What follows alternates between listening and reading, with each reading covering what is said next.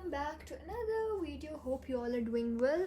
So आप लोग को मैंने कहा था कि मैं फ़िज़िक्स का व्लॉग फ़िज़िक्स के पेपर से पहले अपलोड कर दूँगी या एटलीस्ट फ़िज़िक्स के पेपर के टाइम अपलोड कर दूँगी, लेकिन मैंने केमिस्ट्री के पेपर वाले व्लॉग में भी यही कहा है and I am saying it again. The paper was so difficult.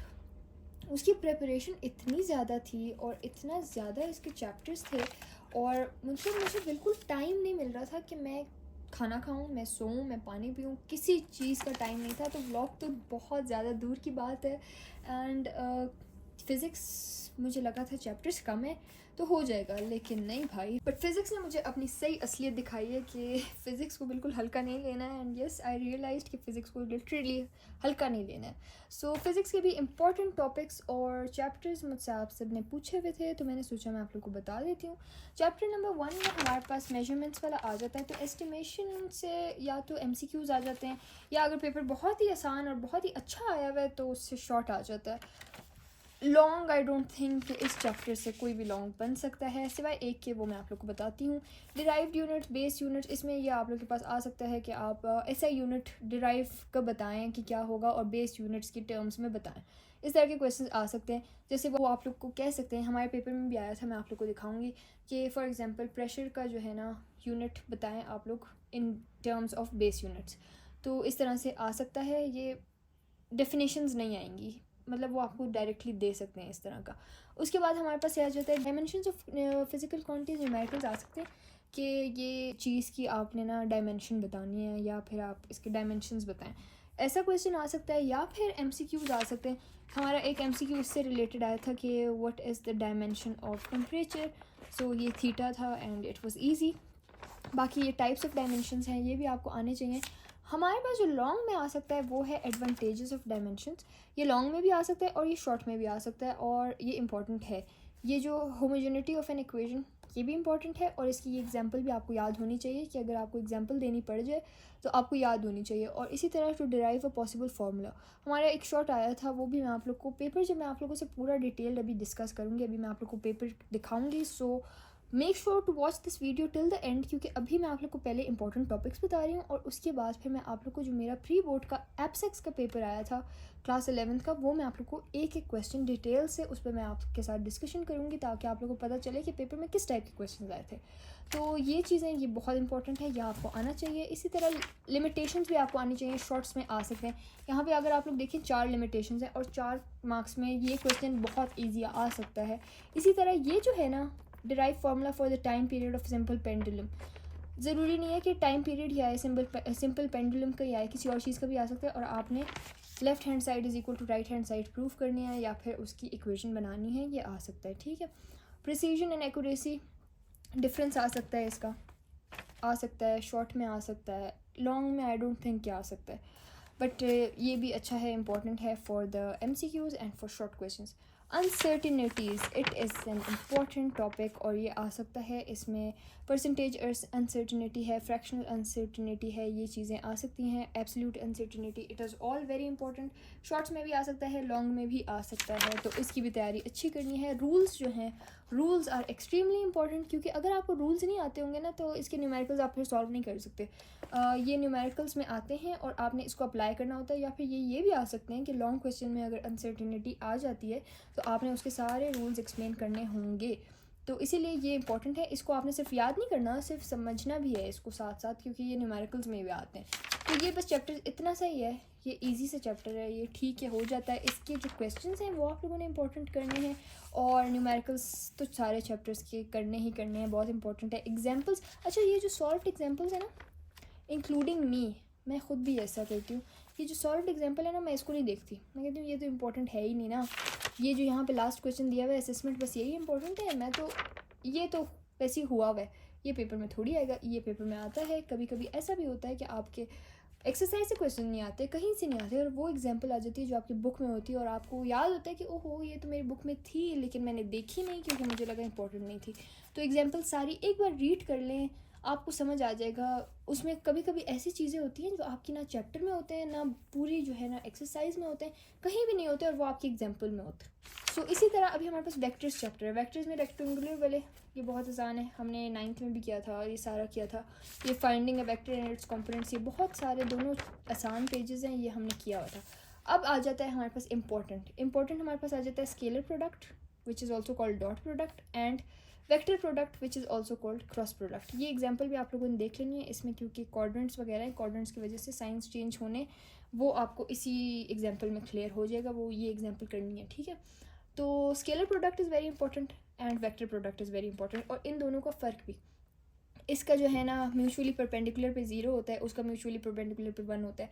इसका जब पैरेलल होता है तो 1 होता है, तो 0 होता है। तो ये इस तरह के जो डिफरेंसेस हैं ये याद रखने हैं। इनका a dot p is equal to b dot a होता है, उनका a cross b is equal to minus b cross a होता है। तो ये सारी चीज़ें आपने इसमें याद रखनी है। इन दोनों का कंपैरिजन आ सकता है, इन दोनों को एक्सप्लेनेशन आ सकती है, इन दोनों की एप्लीकेशन आ सकती है, इन दोनों की बहुत सारी चीज़ें आ सकती हैं। दोनों आपकी फिंगर टिप्स पे होने चाहिए। ये चीज़ याद रखनी है कि ये दोनों मिक्स ना हो, आप लोगों से गलती से भी ये मिक्स ना हो, इनको अलग अलग अच्छे से करना है, एक दूसरे से रिलेट करके या फिर कर लें। इस तरह से करना है कि बस आप लोगों से पेपर में मिक्स ना हो, और अल्लाह ना करे कि आप लोग क्रॉस प्रोडक्ट पूछा और वो आप लोग डॉट प्रोडक्ट लिख दें। तो इस चीज़ों से बस ख्याल करें, आप लोग के कॉन्सेप्ट्स तो क्लियर होंगे। अब ये देखें कि फार्मूला यहाँ पे दिया हुआ है पावर का, यहाँ पे दिया हुआ है find power delivered by engine for attaining velocity दी हुई है, फोर्स दी हुई है, ठीक है। ये फार्मूला आप लोग देख रहे हैं, P is equal to V F.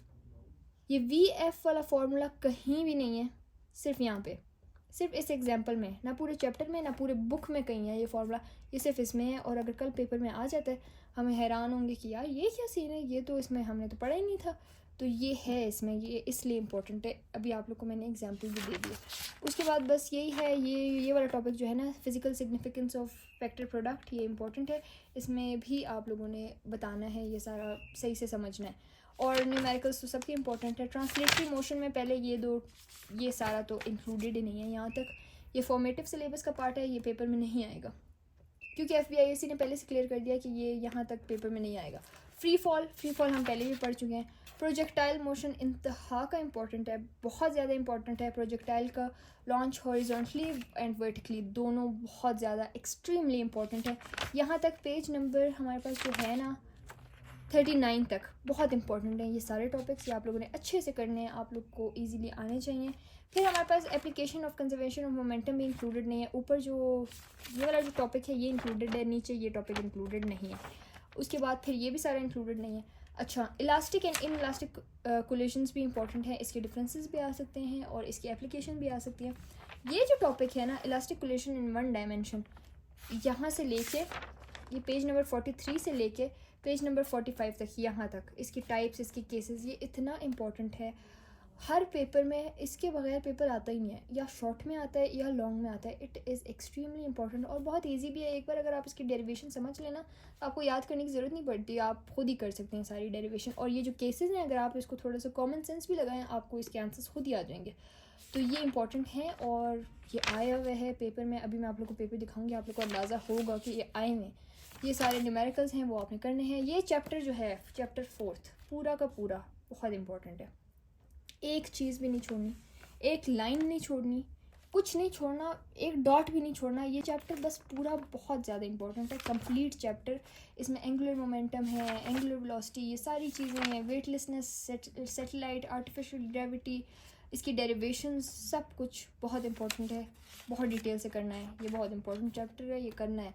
और इसमें एक कुछ भी ऐसा नहीं है कि मैं आप लोग को कहूँ कि ये तो इतना इंपॉर्टेंट नहीं है या ये है, ये पूरा चैप्टर बहुत इंपॉर्टेंट है। फिर हमारे पास आ जाता है चैप्टर 5, ये है ही 7 पेजेस का। इसमें ये तो बेसिक चीज़ें वर्क के बारे में, या आपने 9th 10th में पढ़ी हैं, इतना मुश्किल नहीं है। टाइप्स ऑफ ये जो वेरिएबल फोर्स है और कांस्टेंट फोर्स, इन दोनों का जो डिफरेंस है, ये जो वर्क करते हैं वो भी इंपॉर्टेंट है, शॉर्ट में आ सकता है। और ये इसकी जो डेरिवेशन है ये सारी भी करनी है, इंपॉर्टेंट है। इसके न्यूमेरिकल्स बहुत इंपॉर्टेंट है, पेपर में आते हैं इसके न्यूमेरिकल्स भी। Conservative and non conservative force ये भी आते हैं, ये पेपर में इस बार भी आया हुआ था। अब मैं आप लोग को बताऊं सीरियसली, तो फेडरल बोर्ड का और APS एप्सेक्स का कोई भरोसा नहीं है, वो कुछ भी कहीं से भी दे देते हैं। मैं आप लोग को ऐसी चीज़ें भी दिखाऊंगी जो हमें बिल्कुल इंपॉर्टेंट नहीं लगती हैं। और यहाँ पे फॉर एग्जांपल यहाँ पे एक छोटी सी यहाँ पे नीचे लाइन लिखी हुई है ना यहाँ पे, तो उससे इन्होंने लिटरली शॉर्ट क्वेश्चंस बना के दे दिए थे। मैं आप लोग को वो दिखाऊंगी भी। तो इसलिए मैं आप लोग को सजेस्ट करूँगी कि आप लोग कुछ भी ना छोड़ें, लेकिन जो टॉपिक्स मैं आप लोग को स्पेसिफिकली बार बार कह रही हूँ ना कि बहुत इंपॉर्टेंट है, उनको तो बहुत ज़्यादा टाइम दें। न्यूमेरिकल्स को टाइम दें, लेकिन न्यूमेरिकल अच्छी बात ये है कि ऑब्जेक्टिव में भी सारे फार्मूलाज दिए हुए हैं और सब्जेक्टिव में भी। और सब्जेक्टिव में तो मुझे यकीन नहीं आ रहा था लिटरली कि फार्मूला इतना क्लियर दिया हुआ था ना। अगर एक न्यूमेरिकल में 2 फार्मूलाज लग रहे थे ना, तो वो दोनों फार्मूलाज वहाँ पे गिवन थे। ये भी नहीं कि एक, उन्होंने दोनों फार्मूलाज दिए हुए थे। आपने सिर्फ वैल्यू पुट करनी थी कैलकुलेटर में, उस फार्मूला में और कैलकुलेटर में, और आंसर निकालना था। It was that easy. Numericals आसान आए थे, अच्छे आए थे। अल्लाह करे कि बोर्ड में भी न्यूमेरिकल्स ऐसे ही आए। और MCQs थोड़े से थे कंफ्यूजिंग, और अल्लाह करे कि उस तरह की कंफ्यूजिंग MCQs ना आए बोर्ड में, और बहुत अच्छे MCQs हैं। तो ये जो कंजर्वेटिव नॉन कंजर्वेटिव ये भी पेपर में आया था। उसके बाद ये हमारे पास आ जाता है kinetic energy. It is actually called kinetic energy, लेकिन पूरा पाकिस्तान काइनेटिक बोलता है। तो अब मैं भी मजबूर हो गई हूँ काइनेटिक बोलने पे, क्योंकि जब भी मैं किनेटिक बोलती हूँ ना, लोग मुझे साइड आई देते हैं। खैर नेवर माइंड। सो ये भी इसमें डेरिवेशन है। डेरिवेशन कोई भी नहीं छोड़नी, सारे डेरिवेशन बहुत इंपॉर्टेंट है। वर्क एनर्जी प्रिंसिपल भी बहुत इंपॉर्टेंट है, ये भी आगे आया हुआ था पेपर में। और यहाँ पे ये जो थ्योरम्स हैं, एप्लीकेशंस हैं, ये एफिशिएंसी के बारे में आया हुआ था। ये सारी चीज़ें आई हुई थी, आप लोगों ने करनी है। 7 पेजेस का चैप्टर है, इतना कोई मुश्किल नहीं है। आ जाता है फ्लूइड मैकेनिक्स, ये बहुत इंपॉर्टेंट है। अप थ्रस्ट, आप लोग सोच रहे होंगे हर बात पे बोल रही है बहुत इंपॉर्टेंट है। यार है important, seriously genuinely, I am not exaggerating, ये बहुत इंपॉर्टेंट है। Up thrust, Archimedes. आगे हमारे पास आ जाता है विस्कॉस, टर्मिनल वेलोसिटी, पैराट्रूपर, ये बहुत इंपॉर्टेंट है। फ्लूइड फ्लो पेपर में आया हुआ था। Equation of continuity is extremely important. Bernoulli's equation is extremely important. और बर्नौली की जितनी एप्लीकेशंस है बहुत इंपॉर्टेंट है। वेंटूरी, सारा सब बहुत ज़्यादा इंपॉर्टेंट है। अच्छा, मैग्नस इफेक्ट भी आप समझ लेंगे तो ईजी हो जाएगा। सुपर फ्लूइडिटी भी है, बस ठीक है, इंपॉर्टेंट है, लेकिन पेपर में नहीं आया था इस बार तो। और ये चैप्टर पूरा ही बहुत इंपॉर्टेंट है। इसमें सारे लॉज हैं, सारी इक्वेशंस हैं, ये बहुत इंपॉर्टेंट है। इसमें एक क्वेश्चन आया हुआ था, आई गेस वेंट्री मीटर का क्वेश्चन आया था, आई गेस लॉन्ग में, यस लॉन्ग में आया था वेंट्री मीटर का क्वेश्चन। मैं अभी पेपर आप लोग को दिखाऊंगी तो आप लोग पता चलेगा। ये आया हुआ था और ये भी आया हुआ था। ये आई गेस MCQs में आया हुआ था। और इक्वेशन ऑफ कंटिन्यूटी की application related MCQ short question आया हुआ था, जिसमें उन्होंने हमसे ऐसा क्वेश्चन पूछा था कि हमने खुद ही उसमें अप्लाई करके बताना था कि इक्वेशन ऑफ कंटिन्यूटी यहाँ कैसे अप्लाई हो रही है। अच्छा, उसके बाद हमारे पास आ जाता है chapter number 7, which is deformation of solids. पता नहीं ये चैप्टर मुझे क्यों नहीं पसंद, जबकि सब कहते हैं कि ये ईजी है, मुझे बोरिंग लगता है बहुत ज़्यादा। क्रिस्टलाइन सॉलिड्स, पॉलीक्रिस्टलाइंस एंड अमॉर्फस, इनके डिफरेंसेस आ सकते हैं, बस इसके। यूनिट सेल क्रिस्टलेटिस, ये भी ठीक है, रीड कर लें, आ सकता है पेपर में। अमॉर्फस सॉलिड, ये सारी चीज़ें उसमें आती हैं डिफरेंसेस में। असल जो टॉपिक हमारे पास शुरू होता है ना, वो होता है deformation of solid, stress strain, यहाँ से शुरू होता है यहाँ तक, पेज नंबर 118 तक। 112 से लेके 118 तक ये जितने भी डेरिवेशंस हैं, फार्मूलाज हैं, ये सारी चीज़ें। ये वाला टॉपिक जो है ना, स्ट्रेस स्ट्रेन कर्व, ये बहुत इंपॉर्टेंट है, लॉन्ग में आ सकता है, ये इंपॉर्टेंट है। और elastic potential energy is very important. ये मैंने आप लोग को बताया है, 112 से लेके 118 तक बहुत इंपॉर्टेंट है। पीछे वाले जो टॉपिक्स हैं वो शॉर्ट्स में ही आते हैं, वो इतना कोई ख़ास नहीं होता है, ऑब्जेक्टिव या शॉर्ट में आ जाते हैं। ये जो मैंने आप लोग को बताया ये लॉन्ग्स में आते हैं, सो दे आर इम्पॉर्टेंट। और एक्सरसाइजेज अपनी बुक की देखा करें, उसमें भी ऐसे क्वेश्चन होते हैं, कभी कभी एग्जैक्ट दिए हुए होते हैं। फिर हमारे पास आ जाता है heat and thermodynamics, again very important topic. इसमें हमारे पास शॉर्ट्स आते हैं, थर्मल इक्विलिब्रियम से शॉर्ट्स आते हैं। उसके बाद इंटरनल एनर्जी से भी शॉर्ट ही आता है, लॉन्ग नहीं आता। और कन्वेंशन आपको आनी चाहिए, MCQs में अप्लाई होता है, MCQs नहीं सॉरी न्यूमेरिकल्स में अप्लाई होता है। Heat, ideal heat gas equation usually तो उसमें आती है, MCQs में आती है, या फिर शॉर्ट्स में आती है, या फिर आपसे ये पूछ सकते हैं कि आइडियल गैस के जो है ना वो बता दें कि क्या सीन है, आइडियल गैस का और रियल गैस का क्या फ़र्क है, इस तरह के क्वेश्चन आ सकते हैं। बाकी ये फिर डेरिवेशंस ये थोड़ी सी, तो ये आप समझ लें, शॉर्ट्स में आते हैं, लॉन्ग में मुश्किल होता है आना। गैसेस की जो टाइप्स हैं, ये जो अजम्पशन हैं, ये आपको आनी चाहिए, ये शॉर्ट्स में आ सकते हैं। जिसमें ऐसे पॉइंट्स गिवन है ना बुक में, वो तो बहुत इंपॉर्टेंट होते हैं, वो तो आ सकते हैं, वो बहुत इंपॉर्टेंट होते हैं।